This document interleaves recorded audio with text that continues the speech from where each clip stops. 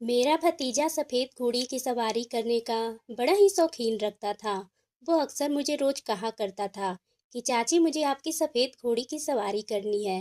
मैं बच्चा समझकर मैं हंसकर इस बात को टाल दिया करती थी, लेकिन अक्सर वो रोज मेरे साथ जिद करने लगा। मेरा भतीजा मेरे पास पढ़ने के लिए आया था। उन दिनों मेरे पति विदेश में रहते थे।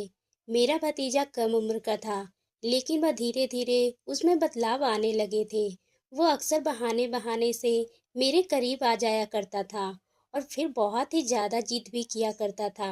चाची मुझे आपकी सफ़ेद घोड़ी की सवारी करनी है, लेकिन मैं उसे बच्चा समझकर टाल दिया करती थी। एक दिन बहुत ही तेज बारिश हो रही थी।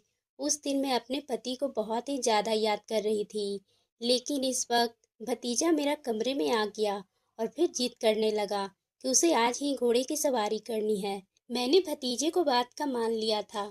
मैंने कहा, बताओ तो फिर मुझे क्या करना पड़ेगा। लेकिन भतीजे ने जो तरीका मुझे बताया, बस सुनकर आप लोग हैरान हो जाओगे। कभी कभी गलतफहमी ही इंसान के अच्छे खासे रिश्ते को खत्म कर देती है।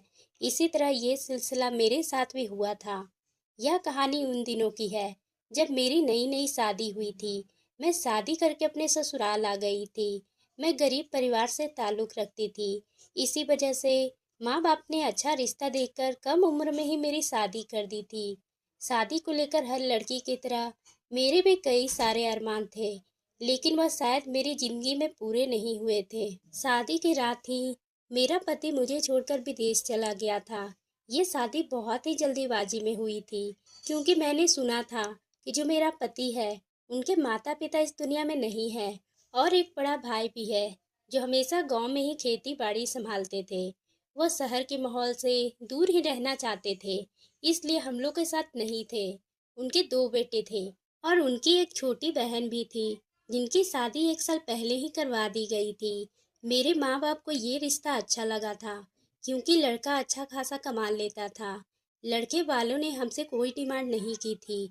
इसी वजह से माता पिता ने खुशी खुशी मेरी शादी कर दी। मेरे पति रमेश जी के साथ विदा होकर जब मैं ससुराल आई, तो बड़ी ही सादगी के साथ मेरा स्वागत किया गया था। मेरे ससुराल में ज्यादातर लोग नहीं थे। जब मैं अपने पति के कमरे में गई, तो मेरे पति ने कमरे के फूलों से सजाया हुआ था। आज की रात मेरे लिए बड़ी ही प्यार भरी थी।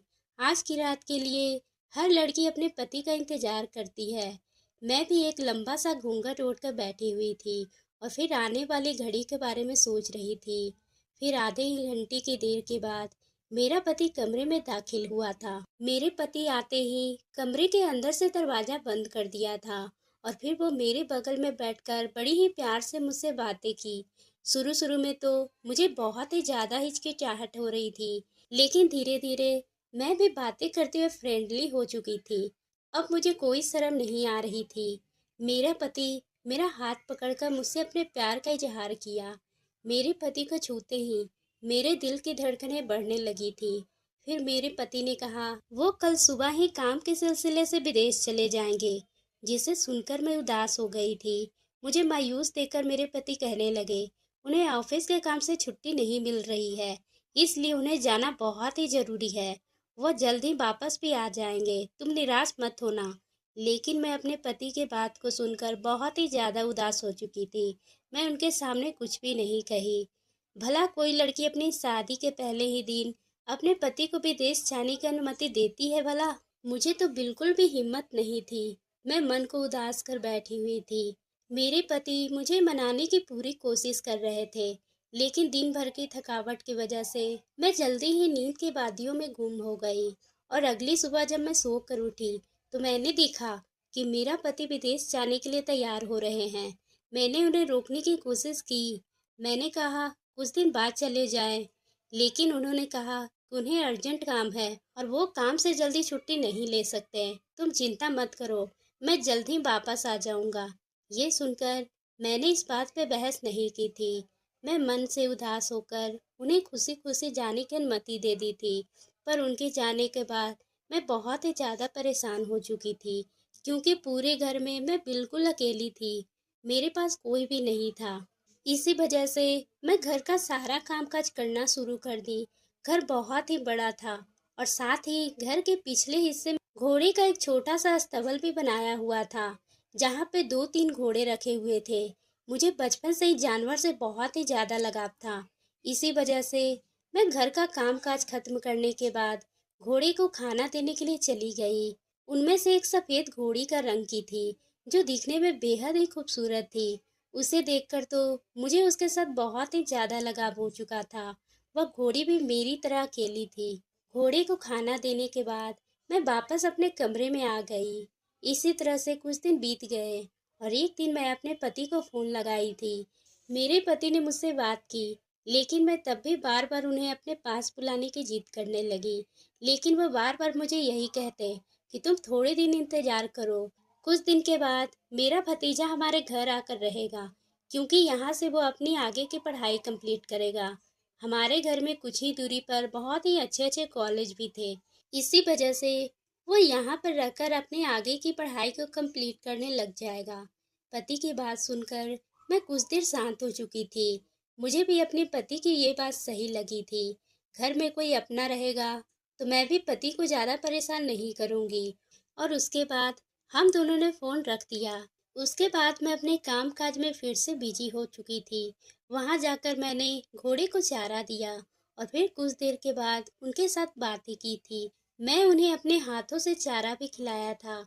जो सफ़ेद रंग की घोड़ी थी, उसे मुझसे बहुत ही ज़्यादा लगाव होने लगी थी। उसकी आँखें पूरी नीली थी। जब मैं उसके करीब जाती, तो वह मेरे आगे गर्दन झुका लेती, ऐसा मानो कि वह मेरे एहसास को समझ रही हो। मैं वहीं अस्तबल में बैठकर सफ़ेद घोड़ी से बहुत सारे बातें भी करने लगी थी। मुझे भी उसके साथ वक्त बिताना बहुत ही अच्छा लगने लगा था। उसके बाद वो सारे घोड़े सो चुके थे, तो मैं अपने दोबारा से अपने कमरे में आ चुकी थी और फिर बहुत ही ज़्यादा थकी हुई होने की वजह से मैं गहरी नींद में सो गई और अगली सुबह जब जल्दी उठकर सारा कामकाज फिर से शुरू कर दिया था, तभी दरवाजे की जोर-जोर से बेल बजने लगी थी। मैं तुरंत भागती हुई दरवाजे तक गई। जब मैं दरवाज़ा खोली, तो सामने खड़ी शख्स को देखकर पूरे तरीके से हैरान हो चुकी थी, क्योंकि सामने जो शख्स था, वो मेरा भतीजा था। मैं उसे शादी में एक ही बार देखी थी। इसी वजह से पहले ही नज़र में उसे अच्छे तरीके से पहचान चुकी थी। वह मुझे देखकर कहने लगा, "चाची आप कैसी हो? सब ठीक तो है? आप तो बहुत ही ज़्यादा खूबसूरत लग रही हो।" मैं भी शर्मा चुकी थी। मैंने उससे कहा, "तुम अंदर तो आ जाओ, मेरी तारीफ बाद में कर लेना। चलो जल्दी से अंदर आ जाओ।" वह घर के अंदर आ चुका था और घर के अंदर कमरे में बैठ गया। मैंने उसे चाय पानी लाकर दी थी। तभी वो कहने लगा, "मैं यहाँ पे पढ़ने के लिए आया हूँ।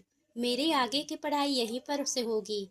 वह दिखने में बहुत ही ज़्यादा हैंडसम था, लेकिन उसे देखकर उसकी उम्र का अंदाज़ा बिल्कुल भी नहीं लगाया जा सकता था। उसकी बातों को सुनकर मैं उससे कहा कि हाँ हाँ, तुम्हारे चाचा ने मुझे बताए थे कि तुम आने वाले हो, लेकिन तुम इतना जल्दी आओगे ये मुझे बिल्कुल भी नहीं पता था। चलो तुम आ जाओ, मैं तुम्हारा कमरा दिखा देती हूँ। थोड़ी ही देर के बाद फ्रेश हो जाओ, उसके बाद मैं तुम्हारे लिए नाश्ता लेकर आती हूँ। मैं अपने कमरे से कुछ ही दूर एक छोटा सा कमरा था, मैंने वह कमरा दे दिया था। मैंने कहा कि आज से तुम यहीं पर रहोगे। उसे तो वह कमरा बहुत ही ज़्यादा अच्छा लगा था।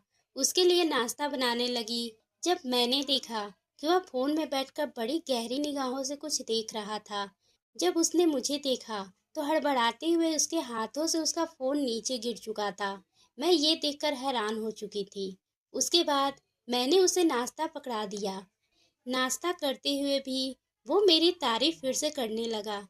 चाची आप नाश्ता तो बहुत ही ज़्यादा अच्छा बना लेती हो, वाकई आपके हाथ में जादू है। उसकी बातों को सुनकर मैं हंस पड़ी और चली गई, क्योंकि वह बहुत ही ज़्यादा मजाकिया किस्म का लड़का था। फिर मैं कुछ समय के बाद उसके पास उसके आगे की पढ़ाई के बारे में अच्छे से पूछा था।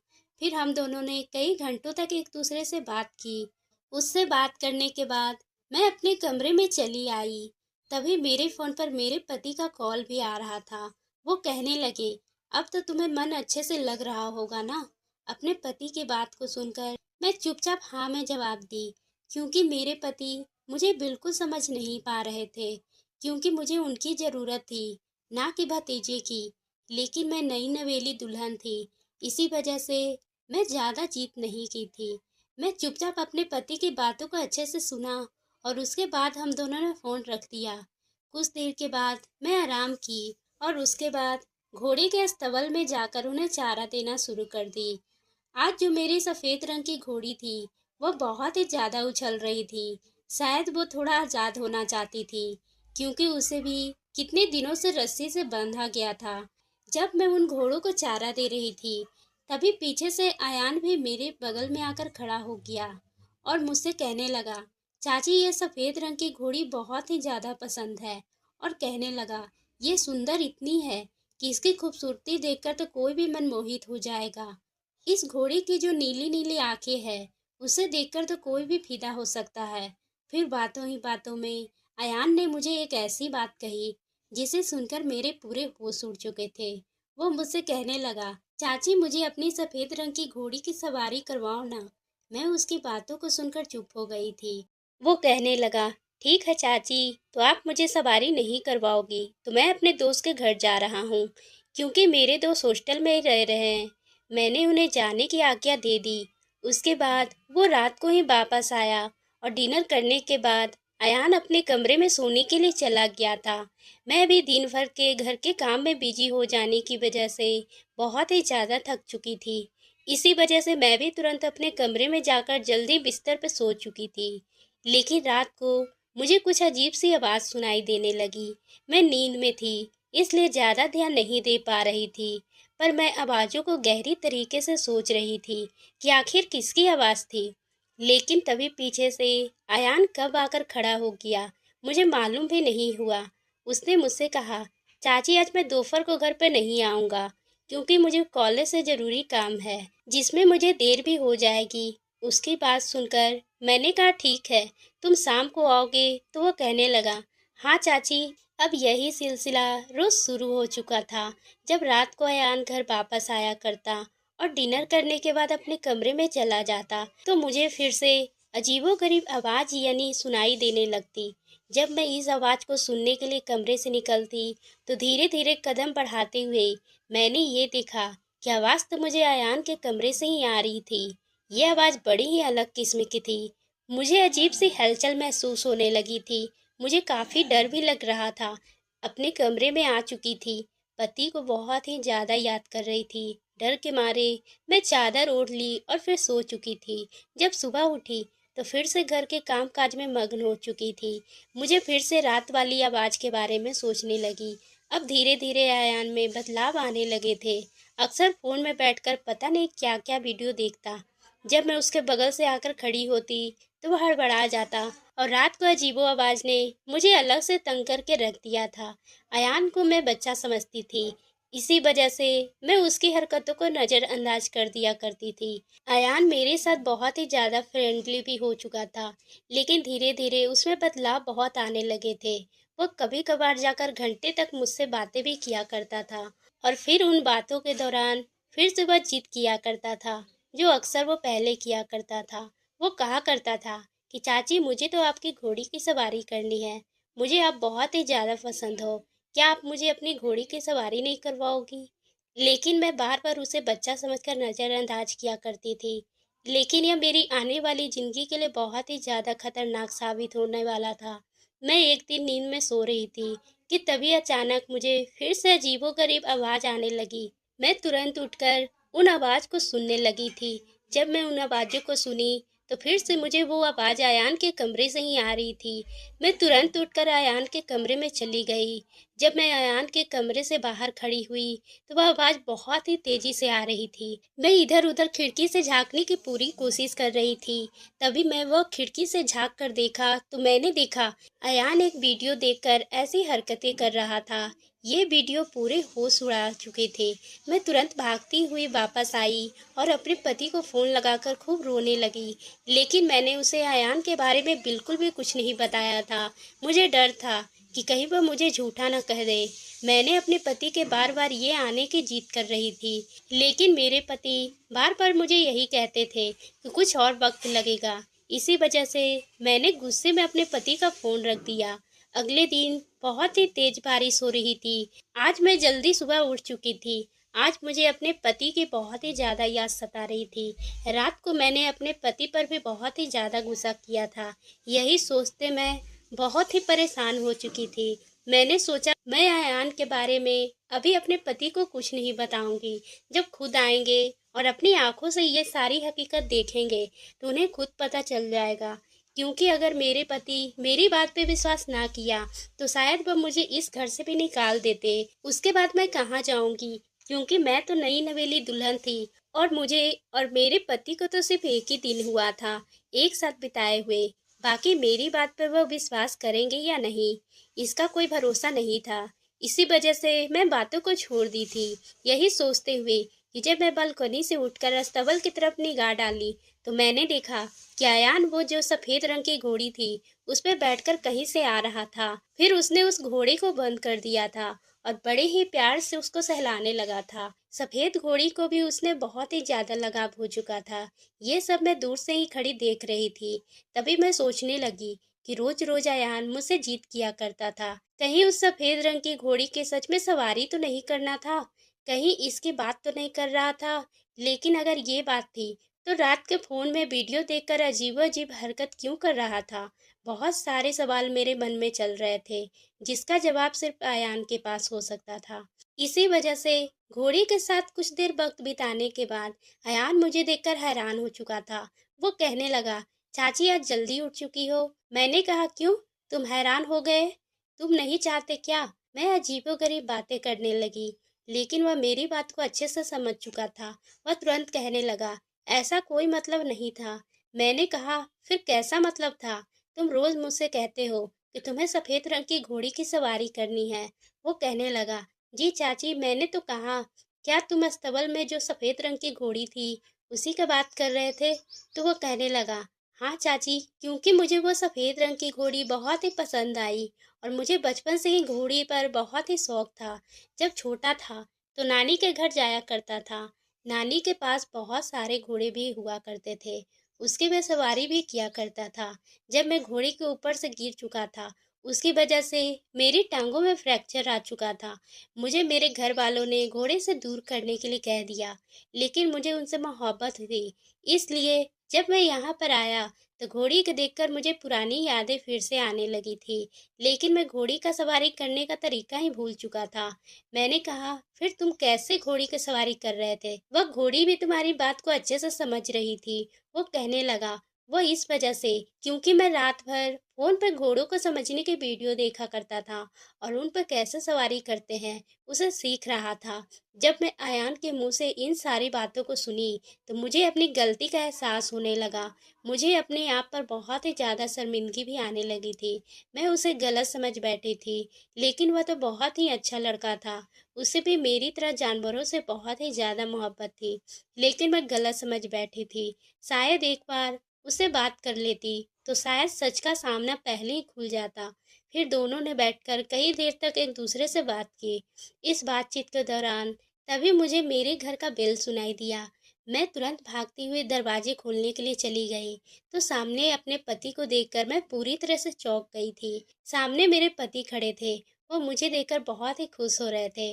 उन्होंने मुझे आज सरप्राइज दिया था और वो कहने लगे कि तुम बार बार जीत करती थी, अब देखो मैं तुम्हारे सामने खड़ा हूँ। मैं अपना काम जल्द से जल्द खत्म करके वापस आ चुका हूँ और अब मैं यहीं से अपना काम भी आगे का शुरू करूँगा। इस बात को सुनकर मैं बहुत ही ज़्यादा खुश हो चुकी थी। आज मुझे अपनी गलती का भी एहसास हो चुका था। अगर मेरे मन की बात अपने पति को बता देती तो शायद वह मेरी तरह ही गलत समझ बैठते और उसने अयान की इज्जत पर भी बहुत ही बड़ा दाग लग जाता। वह तो वक्त रहते सच सामने आ चुका था, नहीं तो बहुत ही बुरा हाल हो जाता। अब मैं अपनी ज़िंदगी में बहुत ही ज़्यादा खुश हूँ। तो दोस्तों, आपको ये कहानी कैसी लगी? अगर पसंद आई हो तो आप मेरे चैनल को सब्सक्राइब करना ना भूलें।